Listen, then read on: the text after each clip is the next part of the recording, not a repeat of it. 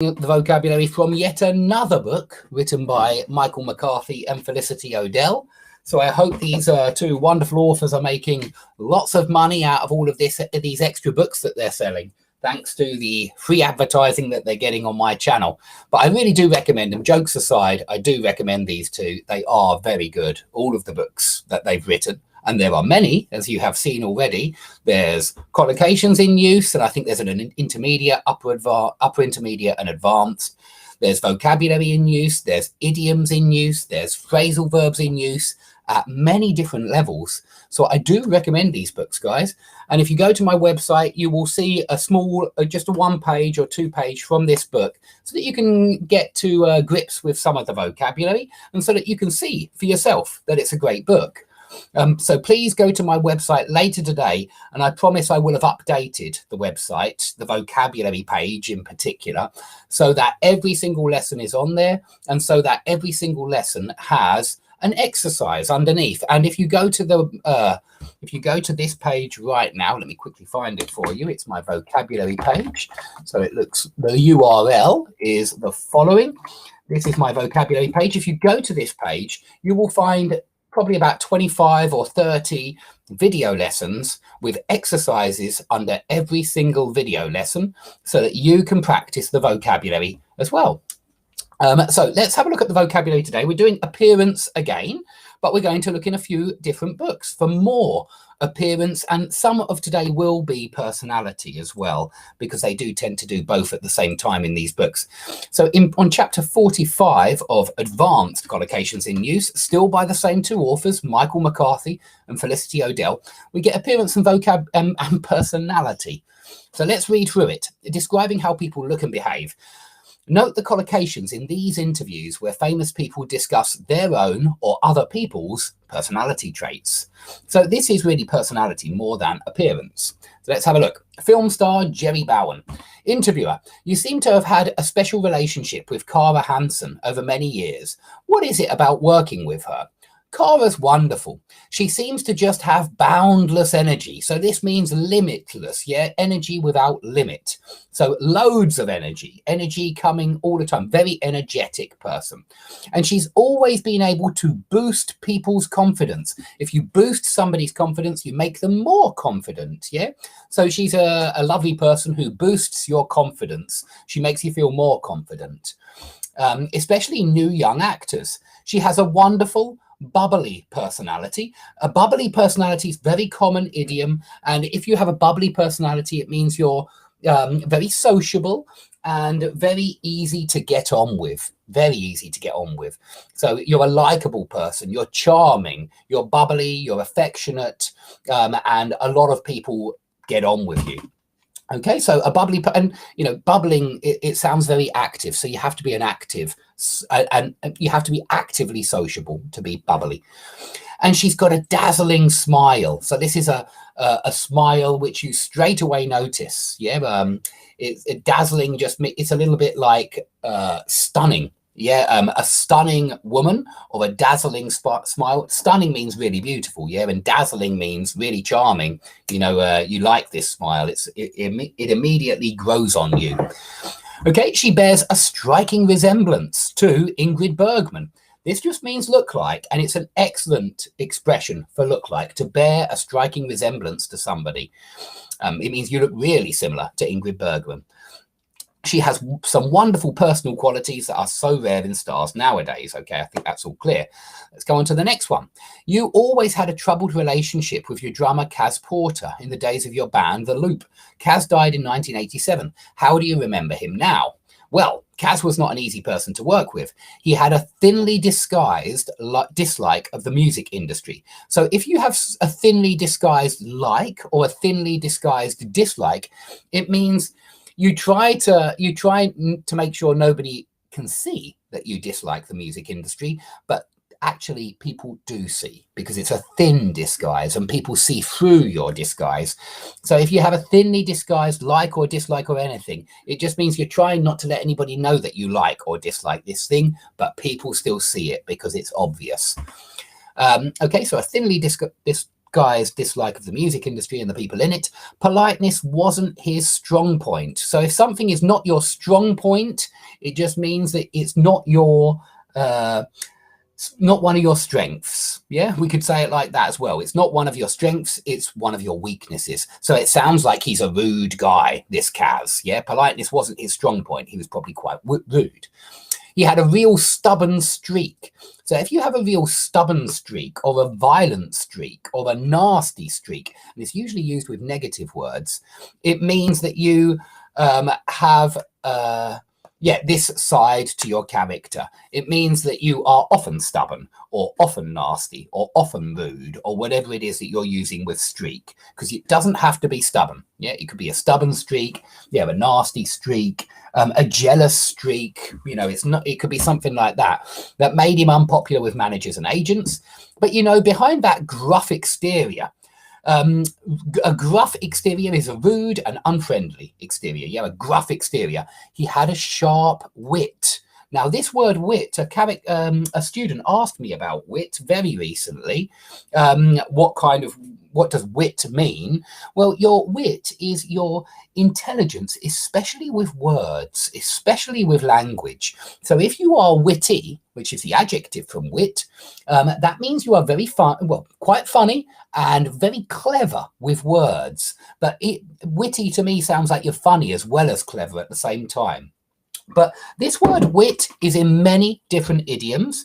You can say, I am at my wit's end. Yeah, I am at my wit's end. I'm at my wit's end. And I'm pretty sure there's an apostrophe there, the end of my wits. I am at my wit's end, and that means I'm at the end of my tether, if you know this one as well. I'm at the end of, I've run out of patience. Yeah, I've run out of patience. I've had enough, and I'm at my wit's end. Okay, so wit is used in a number of different ways. There must be another one. Scared witless, I've heard before, means really, really scared out of your mind. So wit always has some connection with the mind. Okay, that's something very important. Always has some connection with the mind. Okay, let's come back to, so a sharp wit. Yeah, we do often talk about a sharp mind as well. So sharp works well with mind and wit. Anyway, yeah, a witty person has a sharp wit, so clever and funny with words. You say gruff, some would say downright rude. So this is a good adverb collocation. Downright plus negative adjective, downright rude, downright disgusting, downright immoral. Yeah, this downright strengthens negative adjectives, and it's an excellent one to use. I like it. Would that be too harsh? He always seemed full of pent-up anger. Now, pent-up is any emotion which you have not expressed. And so it builds up inside, and it builds up inside, and it builds up inside until you explode. Yeah, maybe in anger, if that's what's been building up, but it could be sexual energy or something like that that is pent up. You can certainly talk about pent-up sexual frustration or something like that. Doesn't have to be anger. Rude is a bit unfair. Yeah, he had a forthright manner. Now, forthright means direct. It really does. It means that you don't mess about. You just say what you think. Yeah, so there's something quite charming, I think, about forthright people. They're not shy and they're not afraid of saying what they really think. So they always speak directly, even when it's rude. Okay, and he was capable of open hostility. Yeah, openly hostile. If you're hostile, then you're aggressive. Yeah, then you're aggressive towards others around you. If he thought we were being manipulated. Yes, he did display some rather scary characteristics. So we say display characteristics. Okay, retired golfer Andy Barstow. Andy, you're retired, you're a senior citizen, but everyone would agree you certainly don't look your age. It's clear, isn't it? Yeah. What's your secret? Well, thanks. I'm sure some people would say that I don't act my age either. So if you act your age, you are acting appropriately for someone your age. If you don't act your age, it sounds like you're childish, you're immature. That's not necessarily a bad thing. You do always seem to be bursting with energy. Remember, we said bursting with energy, bursting with enthusiasm works really well as well. Bursting with energy, bursting with enthusiasm, bursting with ideas works, actually. Bursting with ideas works as well. So there are a number of collocations with bursting with. It's a very good expression. That's what golf does for you. Okay, other collocations at the bottom. She had a blank expression on her face. Yeah, this means gormless. If anybody else out there, maybe not, but knows this word, gormless. A blank expression is a catatonic stare. Yeah, a blank expression, like you're a blank page. Your eyes look blank, and you just catatonically stare at something.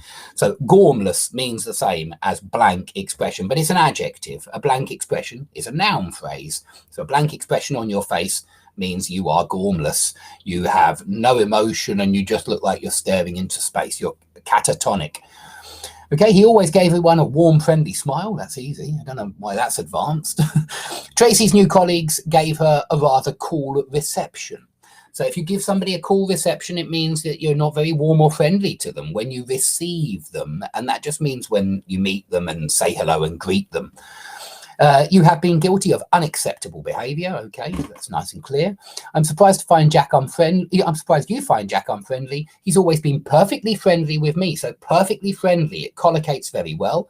And Angela has rather an abrasive manner and a rude manner, an impolite manner. So another good expression. Now we've got other books as well to look at, because if we look here, this is chapter 27 of Idioms in Use Advanced, and look who it's by. It's the same two characters. Idioms in Use. They've done so many books, guys. So I think it was 27 we said. Yeah. And we'll just go through these ones. So people, character and behavior, positive characteristics and behavior. I'm trying to organize a quiz team. What do you think I should ask? Who do you think I should ask? Sorry. Why not ask Nathan? He knows a lot about all sorts of things. You're right. He's a mine of information. Yeah. So you could, if you're a mine of information, you've got loads of, you're very informative. You've got loads and loads of general knowledge if you're a mine of information, but you can be a mine of other things. He's a mine of, you can be a mine of knowledge or a mine of, let's see what I can come up with by just putting it into a mine of, into the, let's have a look at it in the dictionary. A mine of information. Yeah, it is usually a mine of information by the looks of it. A mine of collocations. I'm sure I've heard other ones though, not just a mine of information. Let's have a look on the Oxford Online Collocation Dictionary and see what we get for a mine of. Nothing. Okay, I think there are some other ones there. I just can't think of any, guys. So if anyone out there, a mine of joy, can you? Not sure about that. I haven't heard it.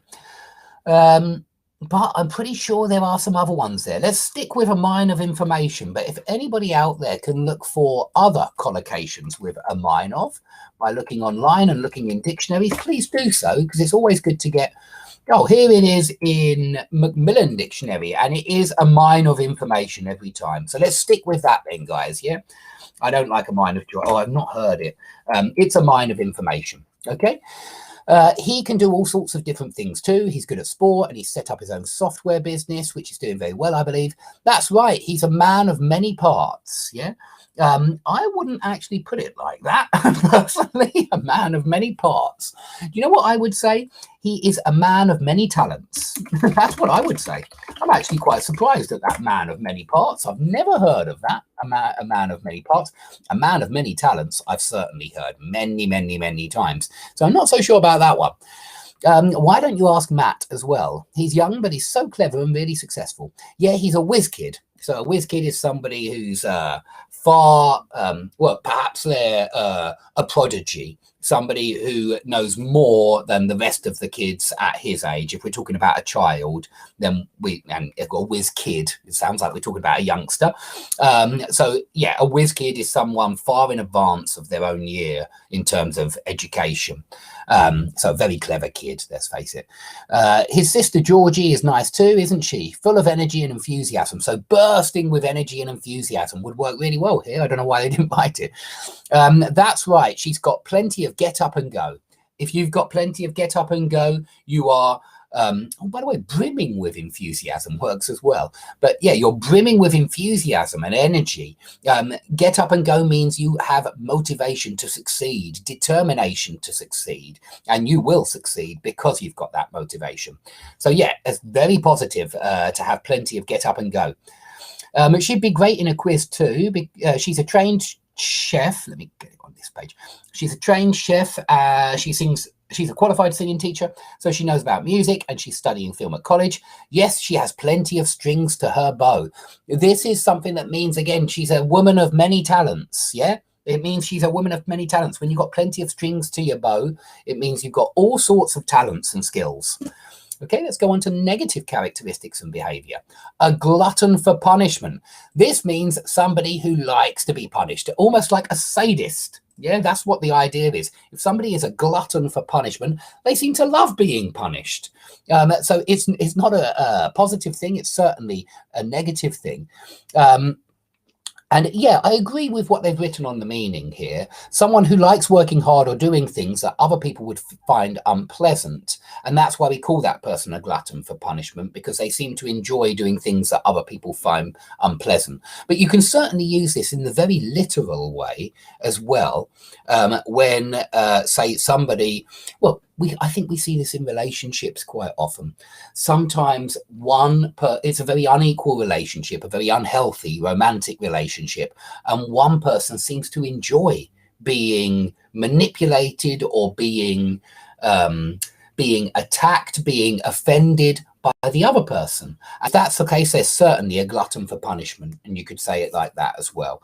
But we do often use this with work, if somebody seems to be fine with doing all the really horrible, awful jobs, you might say that person's a glutton for punishment. They always take on the worst jobs and they don't even seem to mind. Yeah. So that's a good expression there that you've got. Let's keep going. So if somebody is highly strung, then they are really easily nervous, really easily upset.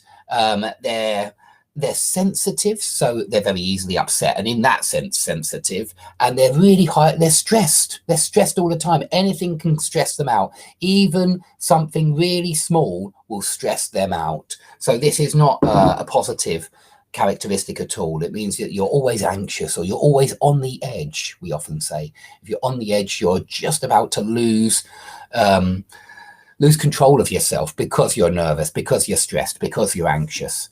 Okay, act or play the fool. If you act the fool or play the fool, you behave in a silly way, often to make others laugh. Yeah, and so it's a bit clownish to act the fool or play the fool. If you look out for number one, you're selfish. Simple as that. You're selfish. You only think about yourself. You look out for number one, who is yourself. If you eat somebody for breakfast, this means that you will easily overpower somebody, even in a metaphorical way. And so in fact, often in a metaphorical way. So yeah, here it gives you the example of the lawyers are going to eat the accused man for breakfast. And it just means they're going to easily overcome his defense in court. Okay. But it can be used in a lot of different ways. Maybe there's a new person, a new employee at the company, and he doesn't know about the manager, who's really strict, really harsh, really terrifying. And you might say something like, the new boss is going to eat him for breakfast when they meet for the first time. Just in the sense of he's going to dominate him. Okay, a love rat is someone who is having an affair, basically, usually about men, but I suppose it could be about women, but I haven't heard it applies to any women. It means that a man is having some kind of secret affair. Yeah, so he has a bit on the side. We also say he has something on the side. He has a bit on the side. Yeah, he is having an affair. So we do say to have an affair, and this means to cheat on somebody. Yeah, it's exactly the same as the phrasal verb to cheat on somebody. And please, guys, remember, I say this every lesson, if you do want a good phrasal verbs book, do recommend my visual phrasal verbs book. All of these phrasal verbs, or most of these phrasal verbs, there haven't been so many today, but they are in this book, and cheat on somebody is certainly in this book. Okay, so next one, a wet blanket. Yeah, somebody who is a wet blanket. It's someone who brings everybody down because they're not. They try to stop people from enjoying themselves. Yeah, they maybe by complaining, maybe by moaning and groaning. If that's the case, then they're a wet blanket. They're stopping everybody else from enjoying themselves. Okay, and lastly, we've got a loose cannon here. If someone is a loose cannon, they are unpredictable. That's the main idea about a loose cannon. They are highly unpredictable. And so you can't trust them because you never know what they're going to do. So this is a loose cannon. Okay, I think that's plenty on appearance and personality for today, taken from those two books. But we'll be doing many more vocabulary lessons. I will be putting all those exercises onto my website. So if you want exercises to practice this stuff, guys, what are you waiting for? Head over to my website, skypelessons.com. You can see it over there in the other corner. And go to the vocabulary page and you will find loads of lessons and loads of exercises. So thanks everybody for watching. Please continue to like and subscribe if you'd like to. And please head over to my website. And please do consider buying one of my books. I've got another book available if anyone's interested. This is the grammar book that I've written. This is what I consider a grammar course for natives. But if you're a highly advanced TEFL speaker and you want to improve your English, then I really do recommend this book. This is the one which I use to help people improve. Okay. Thanks everybody for watching. See you all next time. Maybe I'll be back today, possibly. I won't promise anything, but it might.